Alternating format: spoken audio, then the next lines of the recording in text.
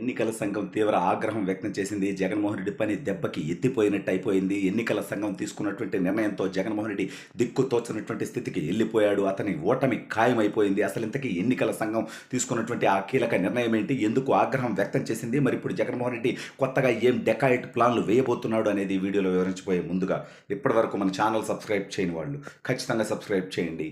మరో 10 మందితో చేయించండి. ఇక విషయానికి వస్తే మన 420 ముఖ్యమంత్రి జగన్మోహన్ రెడ్డి గురించి రాష్ట్ర ప్రజలందరికీ తెలుసు. అతను ఏదో ప్రజారంజకంగా పరిపాలించో, రాష్ట్రాన్ని అభివృద్ధి చేసో, ప్రజలకు సంక్షేమం అందించో, ప్రజల ఓట్ల ద్వారా గెలవాలనేటువంటి ఆలోచనతో లేడు.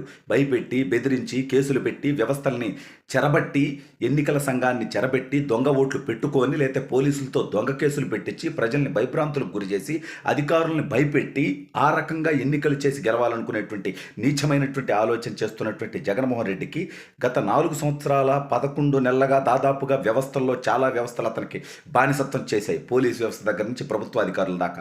అయితే ఎన్నికలు దగ్గర పడే కొద్దీ జగన్మోహన్ రెడ్డి టైం బ్యాడ్ నడుస్తూ ఉంది. ఒక్కొక్క వ్యవస్థ జగన్మోహన్ రెడ్డికి ఎదురు తిరుగుతూ ఉంది. ఇప్పుడు ఎన్నికల సంఘం తీసుకునేటువంటి చర్యలతో జగన్మోహన్ రెడ్డికి దిక్కు తోచనటువంటి స్థితి ఏర్పడిపోయింది.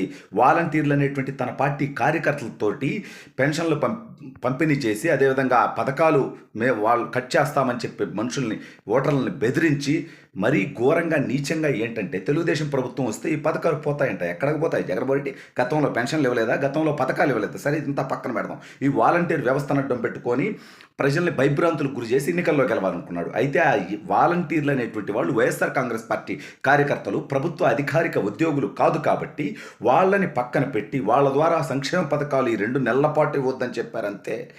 అది కూడా ప్రభుత్వ అధికారుల ద్వారా ఇవ్వమని చెప్పారు. సో చంద్రబాబు అడ్డుపడుతున్నాడు, పెన్షన్లు ఆపేస్తున్నాడు, నీచంగా సిగ్గు లేకుండా మాట్లాడతారు. ఇంత దౌర్భాగ్యులారా, ప్రభుత్వ ఉద్యోగుల ద్వారా ఇస్తారు పెన్షన్లు, ఎవడొద్దన్నాడు? దానికేదో అసలు పెన్షన్లే ఆపేసినట్టు నీచమైనటువంటి ప్రచారం చేస్తే జనం నమ్ముతారనుకుంటున్నారా? దౌర్భాగ్య జగన్మోహన్ రెడ్డి. అయితే ఎన్నికల సంఘం ఏదైతే ఈ వాలంటీర్లను అడ్డం పెట్టుకొని కొంతమంది తనకు అనుకూలంగా ఉన్నటువంటి కులం కోసం కొంతమంది, మతం కోసం కొంతమంది, భయంతో కొంతమంది, ప్రలోభాల కోసం కొంతమంది, పదవుల కోసం కొంతమంది చేసేటువంటి తప్పుడు పనులతో ఎన్నికలకు గెలుద్దామనుకున్నటువంటి జగన్మోహన్ రెడ్డికి ఈసీ క్లియర్ కట్గా ఆదేశాలు జారీ చేసింది. వాలంటీర్లు వాళ్ళ దగ్గర ఉన్నటువంటి డివైజులతో పాటు, డేటాతో పాటు మొత్తం ప్రభుత్వానికి సరెండర్ చేసేయాలి, ప్రభుత్వ అధికారులకు ఇచ్చేయాలి. వాలంటీర్ల దగ్గర ఉండటానికి లేదు.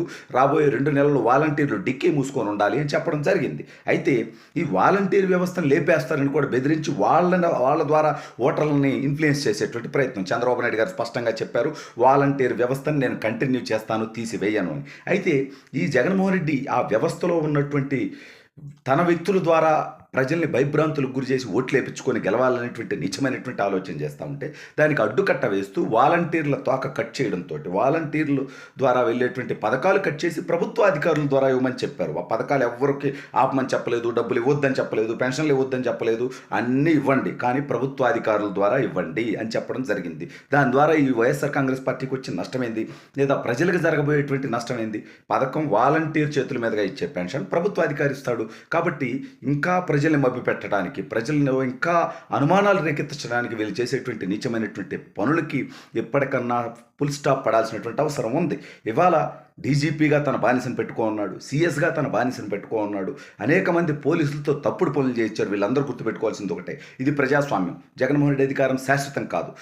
5 ఏళ్ల తర్వాత అతను మారి కొత్త ప్రభుత్వం వచ్చిన తర్వాత తప్పుడు పనులు చేసిన మీ బతుకులు ఏమవుతాయి? జగన్ తన తండ్రి అధికారంలో ఉన్నప్పుడు చేపించినటువంటి తప్పుడు పనులకి అనేక మంది ఐఏఎస్లు, అనేక మంది ఐపీఎస్లు, చంద్రబాబు నాయుడు గారు ముఖ్యమంత్రిగా ఉన్నప్పుడు బెస్ట్ ఐఏఎస్గా అవార్డు తీసుకున్నటువంటి శ్రీలక్ష్మి గారు జగన్మోహన్ రెడ్డి పుణ్యమా అని చెప్పి జైలు పాలై అనారోగ్యం పాలైనటువంటి దౌర్భాగ్యమైనటువంటి స్థితి మనందరికీ తెలుసు. కాబట్టి ఇవాళ జగన్మోహన్ రెడ్డి తన అధికారం కోసం, తన అక్రమ సంపాదన కోసం అతను చేసేటువంటి తప్పుడు పనుల్లో ఎవరైతే భాగస్వాములు అవుతా ఉన్నారో, ఐఏఎస్లు కానీ, ఐపీఎస్లు కానీ, ప్రభుత్వ అధికారులు కానీ, పోలీసులు కానీ, మీ అందరి జీవితాలు బుగ్గిపాలు అవుతాయి. జగన్మోహన్ రెడ్డి ఓడిపోయిన తర్వాత ఈ రాష్ట్రం నుంచి పారిపోతాడు, వీలైతే ఈ దేశం నుంచి పారిపోతాడు. అందుకే సంపాదించుకున్నటువంటి సొమ్ము విదేశాలకి, కేమన్ ఐలాండ్స్కి, యూకే కంట్రీస్కి అక్కడ పంపించేసుకొని దాచుకో ఉన్నాడు ఆల్రెడీ. కావాలంటే ప్రత్యేక విమానంలో పారిపోతాడు. మీ బతుకులు ఏమవుతాయి? మీ కుటుంబాలు ఏమవుతాయి? ఇక్కడ ఉద్యోగాలు చేసుకోవాలి, ఇక్కడ బతకాలి. మీరు తప్పుడు పనులు చేసిన దానికి చట్టపరంగా తెలుగుదేశం పార్టీ చర్యలు తీసుకుంటుంది. ఇవాళ ఇంకా జగన్మోహన్ రెడ్డి అధికారంలో ఉన్నాడు. ఎన్నికల కోడ్ వచ్చిన తర్వాత ఇంకెవడయా జగన్మోహన్ రెడ్డి? ఇంకేంటి, ఎన్నికల్లో అన్ని పార్టీలకి సమాన అవకాశం ఇవ్వాలి. ప్రభుత్వ అధికారులు కానీ, పోలీసులు కానీ, ఎన్నికల సంఘం కానీ, ఎవరైనా కానీ. కానీ ఇంకా పోలీసులు వైఎస్ఆర్ కాంగ్రెస్ పార్టీకి ఊడిగం చేస్తూ ఉన్నారు. ఎందుకంటే జగన్మోహన్ రెడ్డి ప్రమోషన్లు ఇచ్చుకొని కానీ, లేకపోతే వాళ్ళకి అవకాశాలు ఇచ్చి కానీ, వాళ్ళకి డబ్బు ఇచ్చి కానీ, వాళ్ళని బెదిరించి కానీ, కొంతమందిని తన కులం ద్వారా, కొంతమందిని తన మతం ద్వారా ప్రభావితం చేస్తూ ఉన్నాడు. అయితే వీటన్నిటికీ ఖచ్చితంగా ఎన్నికల సంఘం అడ్డుకట్ట వేయబోతూ ఉంది. అతి త్వరలో ఆంధ్రప్రదేశ్ డీజీపీ మారతాడనేటువంటి వార్తలు బలంగా వినిపిస్తూ ఉన్నాయి. ఆంధ్రప్రదేశ్ చీఫ్ సెక్రటరీ మారతాడనేటువంటి వార్తలు బలంగా వినిపిస్తూ ఉన్నాయి. ఎన్నికల సంఘంలో ఉన్నటువంటి కీలకమైనటువంటి అధికారులు కూడా మారతారని తెలుస్తూ ఉంది. అసలు డీజీపీ ఎవరే? కసిరెడ్డి రాజేంద్రనాథ్ రెడ్డి. ఎక్కడతను? కడపతను. సిఎస్ ఎవరే? జవహర్ రెడ్డి. వీళ్ళు తప్పితే ఈ రాష్ట్రంలో ఇంకెవ్వరు జగన్మోహన్ రెడ్డికి కనిపించాము. ఇప్పటికన్నా ప్రజలు మేల్కోవాలి, ప్రభుత్వాధికారులు బుద్ధి తెచ్చుకోవాలి. జగన్మోహన్ రెడ్డిని నమ్మితే మీ జీవితాలు బుగ్గిపాలవుతాయి. రాబోయే ప్రభుత్వం తెలుగుదేశం పార్టీ ప్రభుత్వం. తప్పుడు పనుల్లో భాగస్వామయ్యి జగన్మోహన్ రెడ్డి పారిపోయిన తర్వాత మీరు ఇబ్బందులు పడొద్దు.